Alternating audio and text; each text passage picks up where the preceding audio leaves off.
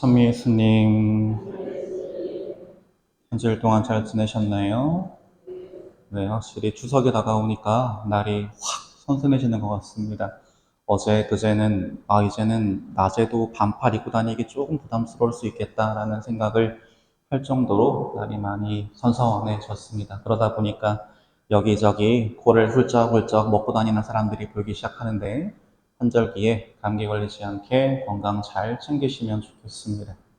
오늘은 연중 제25주일이고 꼴찌가 첫째 되고 첫째가 꼴찌 될 것이다 라는 저 알쏭달쏭한 말씀의 의미에 대해서 좀 살펴보도록 하겠습니다.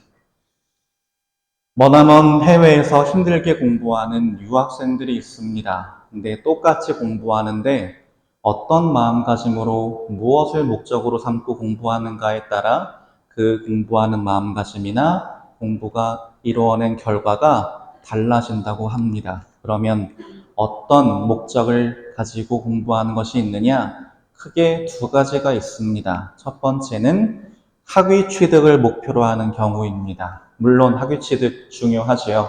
그런데 학위 취득을 목표로 하고 공부를 그 목표를 이루기 위한 수단으로 삼게 되는 경우에 어떤 상황이 벌어지느냐? 학위를 취득하기까지 지켜나가야 할 험난한 과정이 도대체 언제 끝날지 몰라서 이놈의 지겨운 공부가 언제 끝날지 몰라서 마지못해서 억지로 공부하게 되고 그런 식으로 공부하다 보면 공부가 나를 소진하는 일이 벌어집니다. 그러다 보면 공부를 끝까지 마치지 못하고 몸과 마음에 큰 상처를 입고 큰 병을 얻어서 중간에 귀국하는 경우도 생깁니다. 저희 동기신부 중에도 물론 이제 신부들은 자기가 공부하고 싶다고 나가서 공부를 할 수 있는 것만은 아니고요. 교회에서 전공에 따라서 필요에 따라서 딱 정해서 너 로마 나가서 뭐 배우고 와. 그러면 그거 배우고 와야 돼요. 근데 주교님 전 이태리어를 모르는데요. 갔다 와 하면 거기서 이제 공부를 해야 되는데 거기서 이제 학위를 목표로 하다가 또는 중간에 방향을 잃어서 끝까지 마무리하지 못하고 들어온 친구들이 저희 동기시부들 중에도 있습니다. 그만큼 어떤 것을 목적으로 삼는가가 중요한 것이죠. 그러면 그 다음은 어떤 목적이 있을 수 있느냐? 바로 공부 그 자체를 목적으로 삼는 경우입니다. 다시 말해서 공부를 하나님께서 맡겨주신 나의 중요한 소중한 소명으로 받아들이는 경우입니다. 대부분의 신부들이 그렇게 공부를 해요. 그리고 그렇게 공부를 하면 어떤 점들이 좋으냐? 그 공부 자체에서 즐거움을 느낄 수 있는 가능성이 커집니다. 내가 이걸 공부하기 전에는 이런 것들을 잘 몰랐는데 내가 이만큼이나 모르고 있었구나. 이런 것은 이런 내용이었구나. 라고 하는 것들을 무지를 바로잡기도 하고 새로운 진리를 깨닫게 되기도 하고 그래서 몸과 마음과 정신과 모든 것들이 훌쩍 자라있는 자신을 나중에 발견하게 됩니다. 그리고 거기다 한 가지 덤으로 결과가 따라온다면 학위 취득까지도 잘 하고 올 수 있게 되지요. 지난 여름방학에 제 동기 신부가 한 명 여기 와 있었어요. 혹시 보신 적 있으세요? 김성수 마르코 신부라고. 그 친구는 교회에 순명하는 것도 순명하는 거지만 정말로 이 공학업 자체에 대한 그런 부분들도 있어서 원래는 한 5년에서 7년 정도의 기간 동안 박사학위를 하나 따오는 것도 잘했다고 그러거든요. 근데 그 친구는 박사학위를 5년 만에 하나 맞춰버리고 또 요거에서 너 그럼 이제 상담 심리 더 공부하고 와. 그래서 그거 공부해서 석사 하나를 또 따고 실습까지 1년 하고 들어왔어요. 그렇게 훌륭한 인재라 그런지 지난 여름에 발령이 다시 로마로 났어요. 좋은 건지는 잘 저는 모르겠지만 아무튼 그런 경우들도 있습니다. 오늘 복음은 포도밭 주인에 대한 이야기입니다. 하늘나라는 자기 포도밭에서 일할 일꾼들을 사려고 이른 아침에 집을 나선 밭 임자와 같다라고 예수님은 하늘나라를 포도밭 임자에 비유해서 설명하십니다. 여기에서 밭이라고 하는 것은 우리가 살아가는 세상을 뜻하고 밭의 주인, 밭 임자는 하나님을 뜻하고 그리고 그 밭에서 일하는 일꾼은 우리 자신을 가리키는 비유입니다. 근데 왜 이렇게 비유를 하시느냐? 그리고 이 비유를 어떻게 알아들어야 하느냐에서 중요한 건 일이라고 하는 걸 우리가 어떤 관점으로 바라보는가예요. 일꾼들을 사러 가셨다라고 나오기 때문에 그렇지요. 근데 우리는 보통 일이라고 하면 무엇을 떠올리나요? 힘들고 괴로운 노동. 그래서 월요일이 제일 힘들고 금요일이 제일 기뻐요. 나 출근한 지 1시간도 안 됐는데 벌써 퇴근하고 싶어요. 내가 남은 연차가 며칠인지를 세기 시작해요. 저 이제 휴가 갔다 온 지 며칠 안 됐는데 벌써 또 가고 싶어요. 이놈의 휴가는 왜 이렇게 짧은지 모르겠고 왜 제가 휴가만 가면 비가 오는지 모르겠지만 아무튼 중요한 건 우리는 일이라고 하는 걸 그런 관점으로 바라보는 거죠. 돈을 벌려고, 내가 원하는 거를 살려고, 하고 싶은 거를 하려고 라는 다른 목적을 위한 수단으로 삼으면 우리는 그 일을 뭐라고 부르느냐? 노동이라고 부릅니다. 근데 그게 아니라 내가 하는 그 일 자체에서 기쁨을 느끼고 의미를 찾고 행복을 누리고 성장하고 하게 되면 우리는 그 일을 뭐라고 부르느냐? 하느님이 이래서 나한테 이런 일을 맡기셨구나. 내가 이 일을 하게 된 이유가 이거구나 라고 하는 것을 깨닫게 되고 우리는 그럴 때 그 일을 하느님께서 주신 소명이라고 부릅니다. 그렇다면 우리는 이 일을 어떤 관점으로 바라봐야 하느냐? 노동이 아니라 소명으로 바라봐야 한다라는 이야기를 오늘 복음에서 예수님께서는 하고 계시는 것이죠. 그래서 일을 노동으로 여기면 일하는 게 억울하고 너무 지쳐요. 그리고 이놈의 회사에는 왜 이렇게 싫은 놈들만 있는지 왼수 같아요. 근데 그게 아니라 이 일을 소명으로 여기면 그 안에서 내가 세상을 살아가는데 필요한 것들을 얻을 수 있을 뿐만 아니라 추가적으로 그 일을 하는 과정 안에서 성숙되고 성장해서 내가 나중에 하느님 나라에서 그분과 일치되어 살아가는 데 필요한 내적인 준비, 외적인 준비들을 할 수 있는 소중한 기회이자 계기가 되기도 합니다. 그래서 우리는 나에게 주어지는 모든 일들을 하느님께서 당신 섭리로 미리 계획하고 준비해서 맡기시는 소명으로 받아들이고 따라야만 하는 것이죠. 오늘 복음에서 밭 주인이 이제 인력시장의 일꾼들을 부르러 나가요. 근데 부르러 나가는 중간에 밭 주인이 갑자기 노동 인력시장에서 빈둥빈둥 하는 것처럼 보이는 사람들에게 질문하는 장면이 나옵니다. 당신들은 왜 온종일 하는 일 없이 여기 서 있어? 라고 물어보자 그들이 대답하기를 아무도 우리를 사주지 않았기 때문입니다. 라고 대답합니다. 이 질문은 그 사람들이 왜 서 있는지를 몰라서 하신 게 아니에요. 그리고 무슨 염장 지르려고 하신 것도 아니에요. 이 질문 안에 우리 인간이 어떤 존재인지가 명확하게 드러납니다. 하느님이 생명을 주시지 않았다면, 생명을 주시고 이 세상에 불러주시지 않았다면, 특별한 소명을 맡겨주시지 않았다면 내가 지금 여기서 뭐하고 있는 건가? 그것도 잘 모르는 채로 삶의 목적도 의미도 나아갈 방향도 기쁨도 제대로 모른 채 그냥 흘러가는 대로 하루하루 소진하듯 방황하며 살았을 우리들입니다. 하지만 하느님께서 우리를 생명으로 불러주셨고 특별한 소명으로 불러주셨고 우리가 나아갈 길이 어디인지 우리가 추구해야 할 행복과 기쁨이 무엇인지를 알려주셨기 때문에 지금 이 자리에 앉아 계시는 여러분들은 바깥에 있는 사람들처럼 고뇌하거나 방황하거나 하는 걸 좀 덜 하면서 하루하루 조금 더 분명한 확신 속에서 나는 하느님께 사랑받는 그분의 소중한 자녀야라고 하는 분명한 확신 속에서 의미를 찾으며 기쁘게 살아가실 수 있는 것입니다. 그렇기에 하느님께서 나에게 특별한 소명을 맡기셨다. 하느님께서 나를 특별한 소명으로 부르셨다라고 하는 건 우리가 억울해하고 싫어하고 괴로워야 할 일이 아니라 그 자체로 내가 진정으로 기뻐해야 할 복된 소식, 즉 복음이어야만 하는 겁니다. 그렇다면 하느님께서 우리에게 맡겨주시는 소명이란 무엇이냐? 그 대표적인 경우가 아마 우리가 지금 하고 있는 신앙생활이라고도 할 수 있을 겁니다. 하느님의 부르심에 예하고 순명하며 응답하고 따르면 이 세상에서 하느님의 뜻을 열심히 실천하면 우리는 하느님께서 약속하신 정당한 보상, 오늘 복음에서도 나오는데 정당한 삭시라고 나오는데 정당한 보상인 영원한 생명과 참된 행복을 누구나 누릴 수 있습니다. 바로 이 누구나에게나 구원의 기회가 열려 있다는 점이 어떤 식으로 표현되느냐? 모든 일꾼들과 한 데나리온으로 합의하셨다라고 하는 구절 안에서 드러납니다. 사실 우리가 살아가는 세상 안에서 저건 말이 안 돼요. 알바를 해도, 그냥 편의점에서 알바를 해도 1시간 일한 사람은 9,680원을 받아야 하고 3시간 일한 사람은 2만 얼마냐?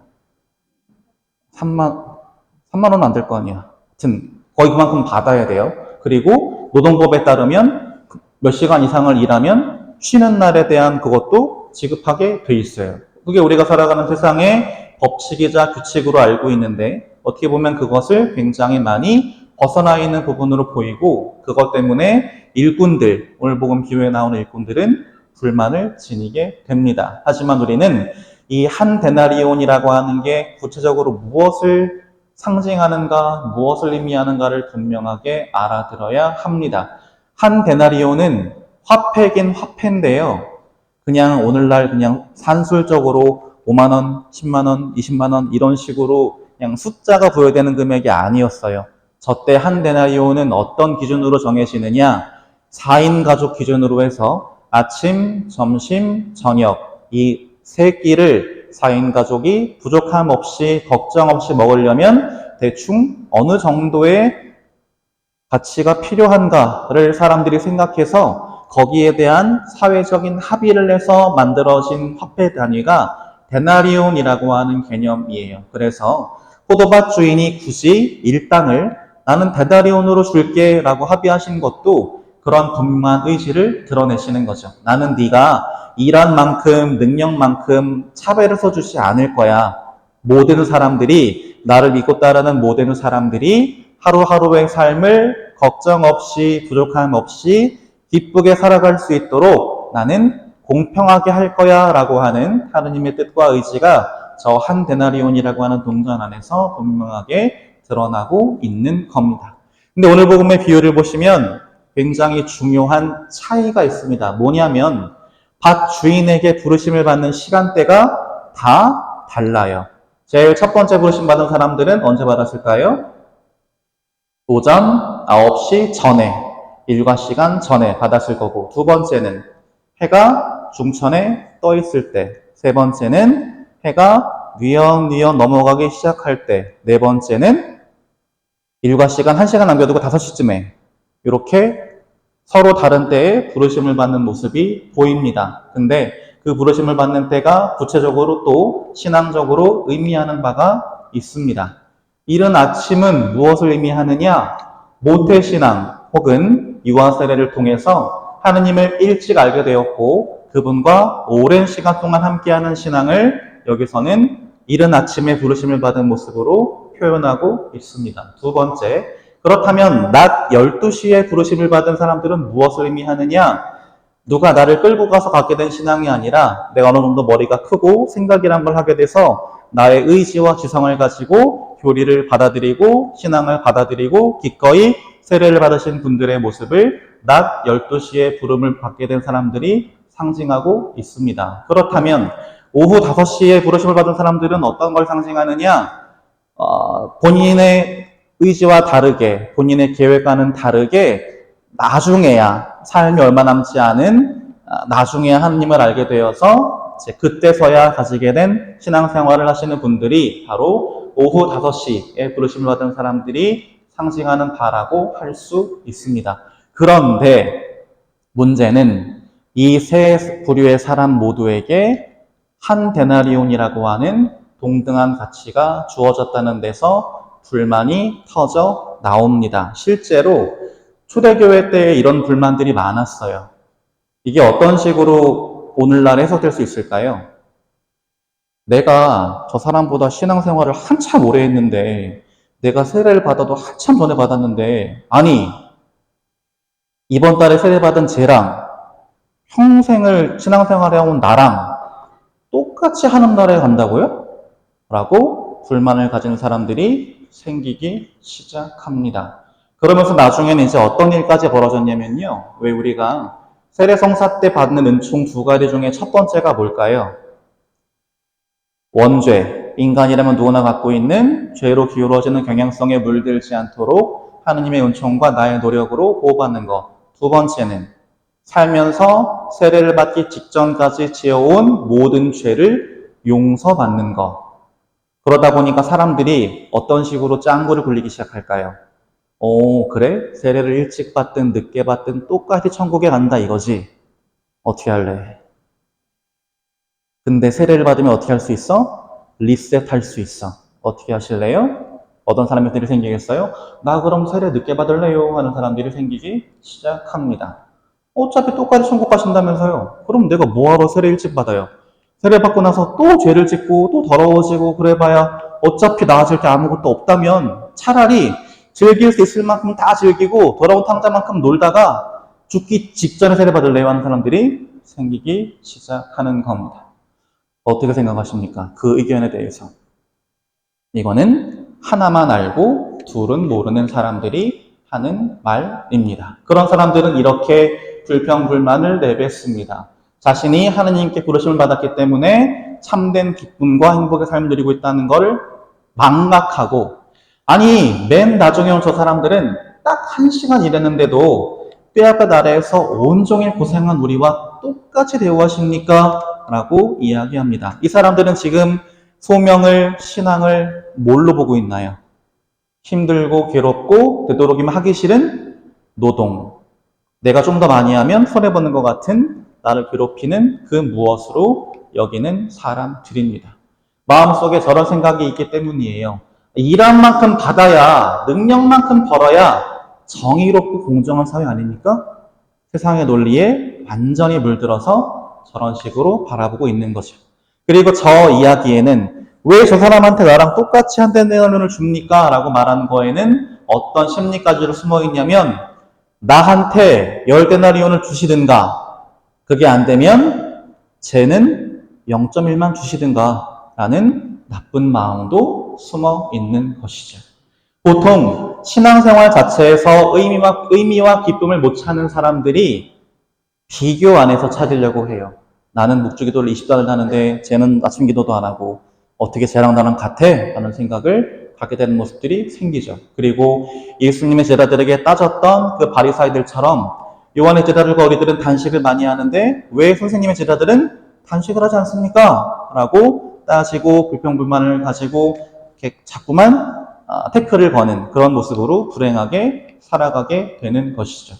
그들에게 밭주인은, 하느님은 뭐라고 말씀하시느냐면, 나는 맨 나중에 온 저 사람에게도 당신에게처럼 품삯을 주고 싶소라고 분명히 이야기하십니다.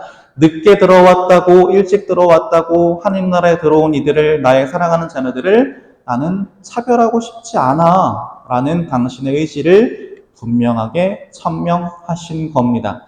내가 늦게 하느님 나라에 들어가면 먼저 들어간 저 사람보다 요만큼밖에 못 받아요 라고 생각한다면 누가 하느님 나라에 어차피 늦었는데 몰라 배째하지 늦게라도 가려고 하겠어요. 그런 마음을 잘 아시기 때문에 하느님께서는 우리 모두가 최소한의 기쁨은 누구나 누릴 수 있도록 신앙생활에 있어서 일종의 안전장치를 마련해 주신 겁니다. 이런 거죠. 왼쪽은 두 글자로 뭐라고 부르면 적당할까요? 모두가 신장에 상관없이 사과 박스를 하나씩 깔고 서 있습니다. 우리는 저거를 사회적으로는 평등이라고 불러요. 오늘날 젊은이들이 굉장히 크게 중요하게 생각하는 가치입니다. 근데 여기서는 어떤 일이 벌어지고 있나요? 왼쪽 그림에서는. 사실 저 아저씨는 박스가 필요 없어요. 그렇죠? 얘는 박스가 중요해요. 얘도 중요해요. 근데 지금 똑같이 하나씩 깔아줬더니만 제 오른쪽에 있는 친구는 기쁨을 누릴 수가 없어요. 슈 고개를 들어뜨리고 주머니 손을 꽂고 침울하게 서 있어요. 오른쪽은 어떤가요? 똑같이 세 개의 상자를 깔고 있는데요. 왼쪽에 키다리 아저씨는 밑에 아무것도 안 깔았어요. 가운데 있는 친구는 똑같이 하나를 깔았어요. 제 오른쪽에 있는 친구는 밑에 2개를 깔았습니다. 왼쪽 그림과의 결정적인 차이, 누구나 모두가 최소한의 기쁨을 누릴 수 있다. 우리는 저걸 두 글자로 공평이라고 부릅니다. 평등과 공평은 달라요. 하느님은 공평하신 분이지 평등하게 칼같이 계산해 주시는 분이 아니에요. 그랬다면 사실 냉정하게 따져서 하느님 나라에 들어갈 수 있는 사람 별로 없어요. 우리는 착각하죠. 나는 잘하고 있는 걸로. 그래서 나보다 못해 보이는 사람들을 차별하려고 하고. 하지만 하느님이 바라시는 모습은 오른쪽에 공평한 세상입니다. 아저씨는 억울해할 필요가 없어요. 어차피 보이잖아요. 저 멀리가. 하느님 나라가 보이잖아요. 그렇다면 내가 굳이 필요 없는 사과박스를 깔고 올라가려고 아등바등할 게 아니라 누구한테 필요할까 이게를 생각하면서 그 사람한테 기쁜 마음으로 주면 되는 거예요.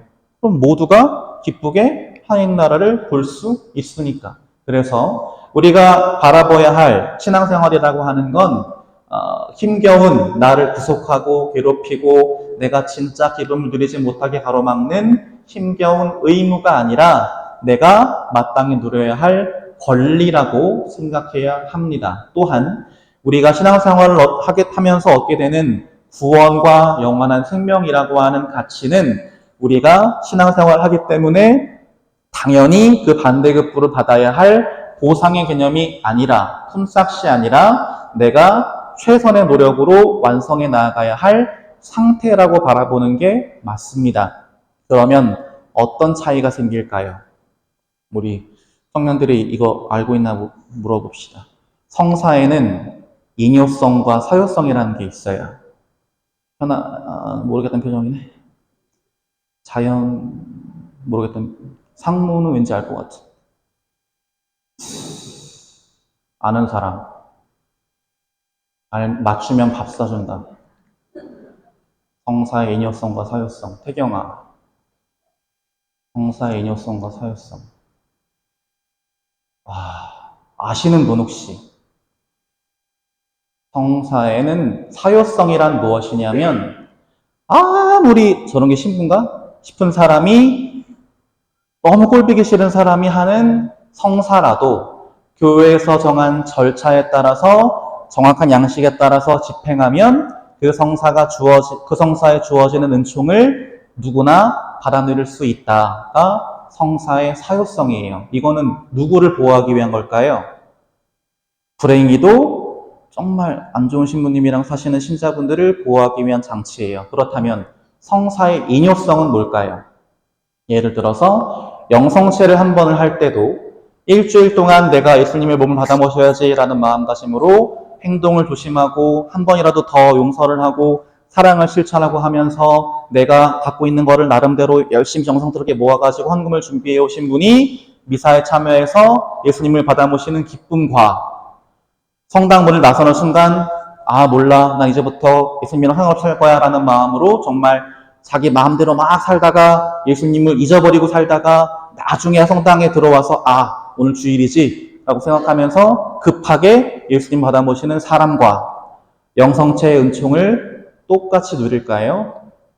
그게 아니라는 게 이뇨성입니다. 내가 준비한 만큼 노력하는 만큼 애쓴 만큼 예수님과 맺는 친교의 깊이는 깊을 수밖에 없고 당연히 거기서 받아지는 은총도 클 수밖에 없다. 하느님이 차별해서 주시는 게 아니라 하느님은 처음부터 충분히 넘치도록 주시는데 내가 준비가 안 돼 있어서 못 받는 거다라는 게 성사의 이뇨성이라는 개념입니다. 마찬가지예요.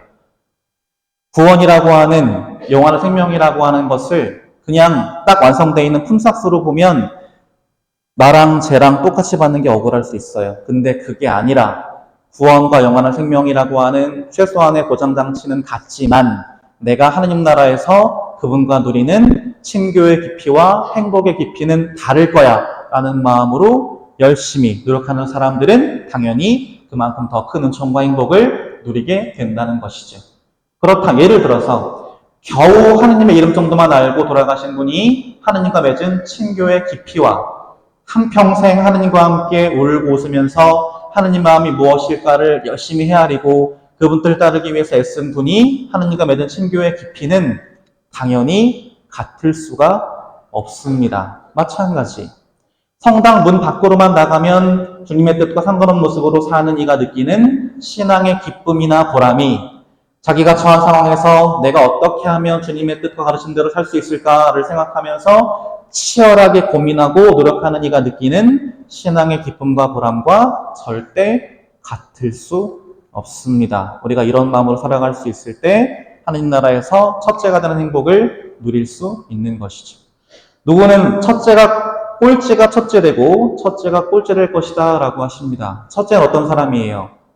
주어진 것에 감사하지 못하고 남과 나를 비교하면서 내가 높아지려고 하든 쟤를 깎아내리려고 하든 거기에만 신경 쓰는 사람.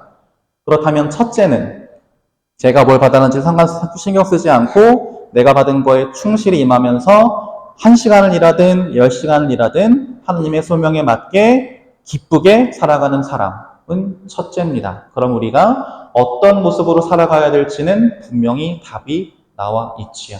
그래서 이번 한 주부터 시작해서 내가 신앙생활하는 마음가짐을 바꿔보시면 좋겠어요.